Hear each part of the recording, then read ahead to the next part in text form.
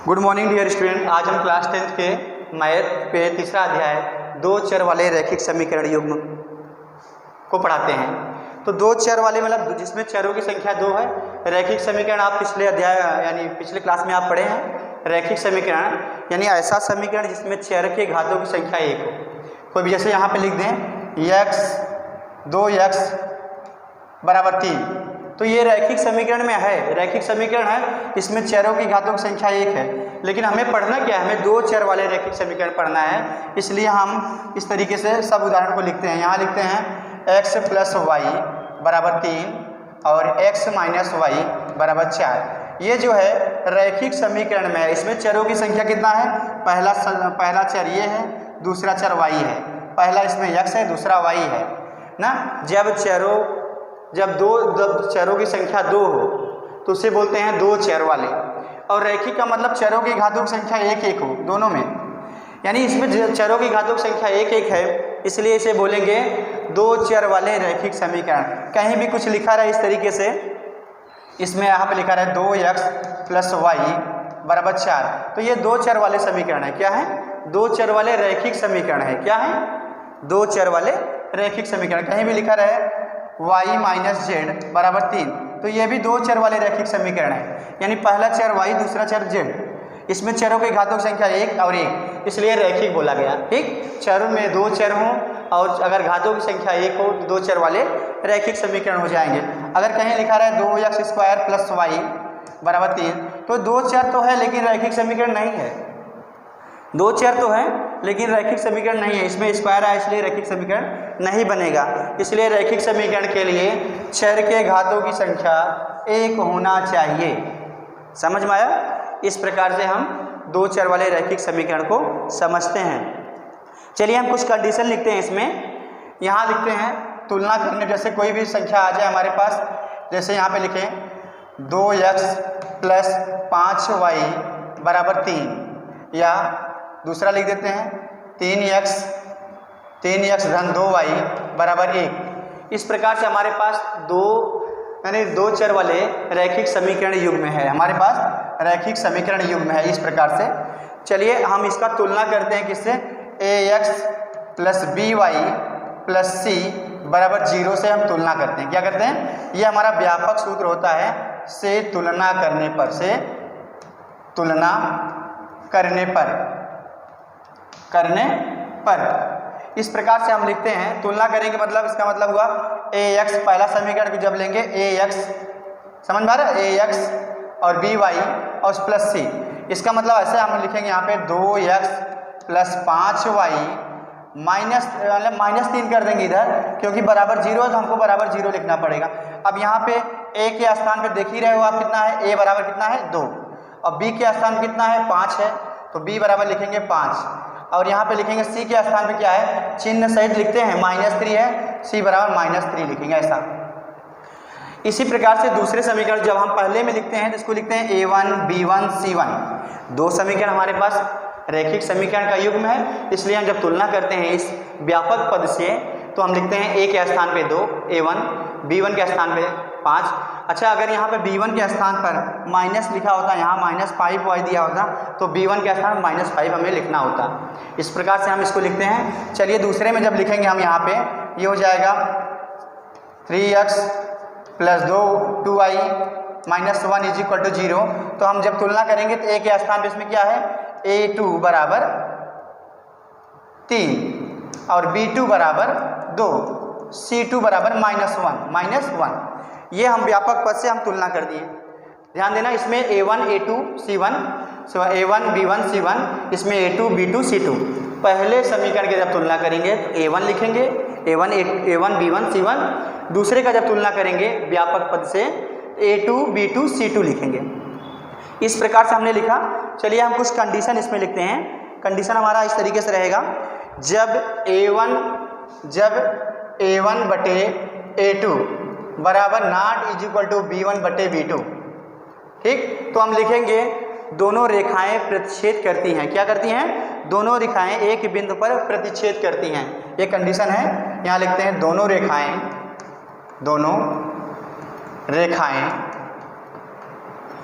एक दूसरे को दोनों रेखाएं एक बिंदु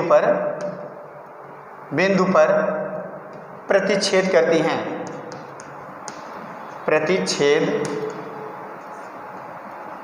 हैं,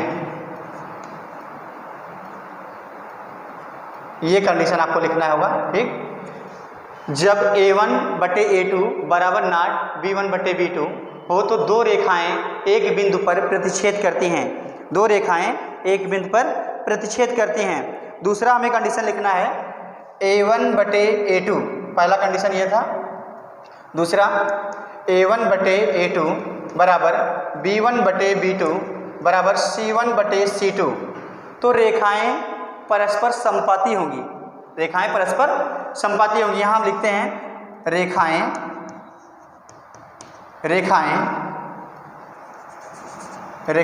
परस्पर संपाती होंगी।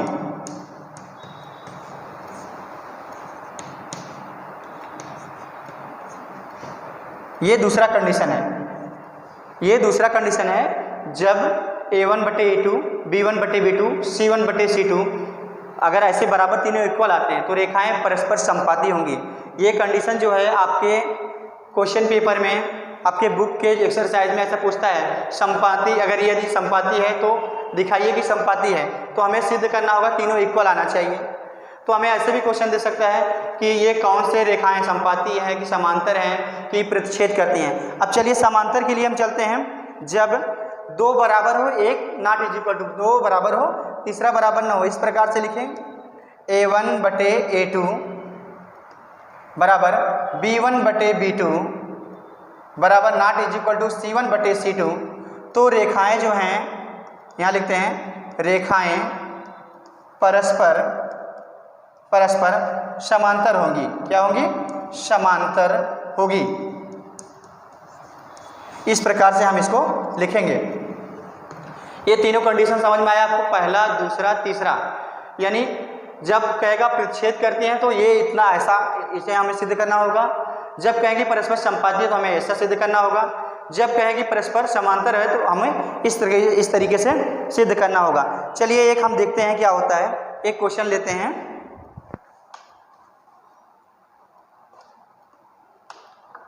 एक क्वेश्चन हम लिखते हैं इसमें।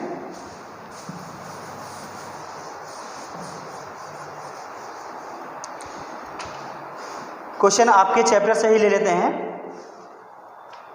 5x - 4y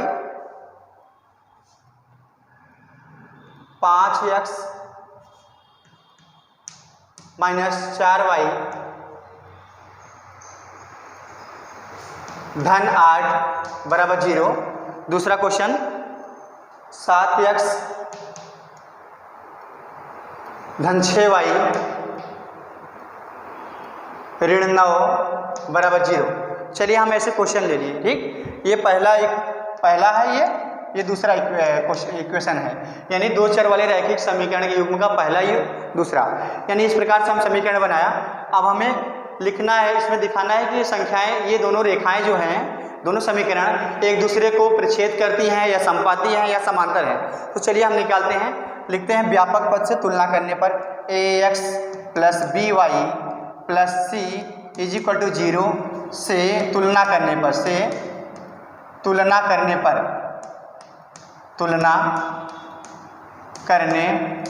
पर चलिए हम तुलना करते हैं। तुलना जब करेंगे तो ये ऐसे इस तरीके से हो जाएगा। a1 बराबर हो जाएगा 5, a1 बराबर 5, b1 बराबर हो जाएगा -4। अभी हमने बताया ना, अगर b के स्थान पे माइनस रहेगा तो माइनस का चिन्ह लिखेंगे। b बराबर लिखेंगे -4, c बराबर लिखेंगे 8। चूंकि c का मान जो है पॉजिटिव है इसलिए हमने 8 लिख दिया। अब यहाँ देखिए, इसी में a2 लिखेंगे, इसमें तुलना करेंगे। a2 के स्थान पे कितना दिया है? 7, और b2 के स्थान पे दिया है 6, और c2 के स्थान पे दिया है -9। चलिए हम कंडीशन को लगाते हैं, पहले ही कंडीशन लगाते हैं। तो लिखते हैं यहाँ पे a1/a2 बराबर not is equal to b1/b2। अब यहाँ हम लिखते हैं इम्प्लाइज दैट करके, a1 का मान कितना है? 5/b1 का मान कितना है? 7 बराबर नॉट इज इक्वल टू -4/6।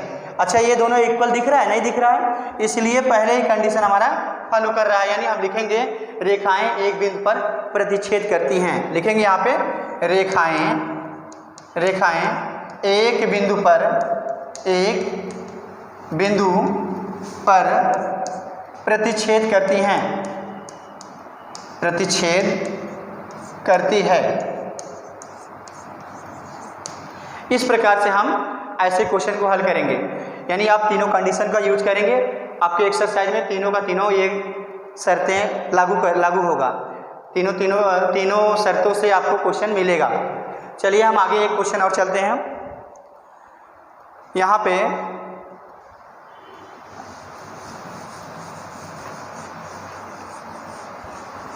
अब हम लिखते हैं, कुछ ऐसे क्वेश्चन होते हैं जिन्हें हम दो विधियों से हल करते हैं। एक होता है विलोपन विधि, एक होता है प्रतिस्थापन विधि। तो चलिए हम पहले विलोपन या प्रतिस्थापन।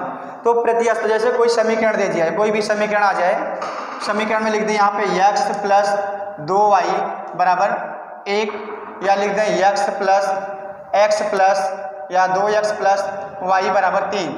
इस प्रकार से अगर आता है तो उसको हम लिखते हैं, दो विधियों से हल करते हैं, एक विलोपन होता है, एक प्रतिस्थापन विधि। तो सबसे पहले हम प्रतिस्थापन विधि यूज करते हैं, प्रतिस्थापन विधि।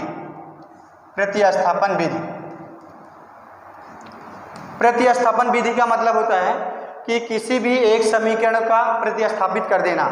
चलिए इसमें दो समीकरण है, पहला समीकरण ये, दूसरा समीकरण ये।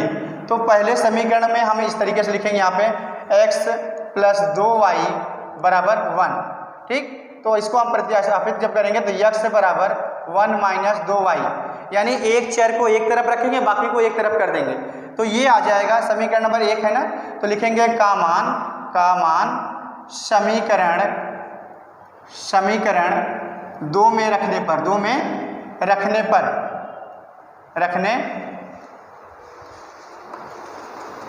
इसका मान समीकरण 2 में रखने पर। चलिए हम 2 में रखते हैं समीकरण में, इसका मान x का मान 1 माइनस 2y रखेंगे समीकरण नंबर 2 में। चलिए यहाँ लिखते हैं, 2 कोष्टक बना लेते हैं, x के स्थान पर लिखेंगे 1 माइनस 2y, फिर कोष्टक को बंद करेंगे, y बराबर 3। इसमें हम y का मान निकाल लेते हैं, यहाँ गुणा करेंगे, 2 आ जाएगा, माइनस 2 दूना 4y प्लस y बराबर 3, ऐसा आ जाएगा।